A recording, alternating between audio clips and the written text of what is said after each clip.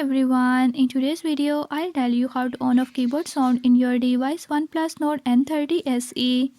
In this video I'm going to show you how you can do it. Before I start, if you are new to my channel, don't forget to subscribe and hit the bell icon.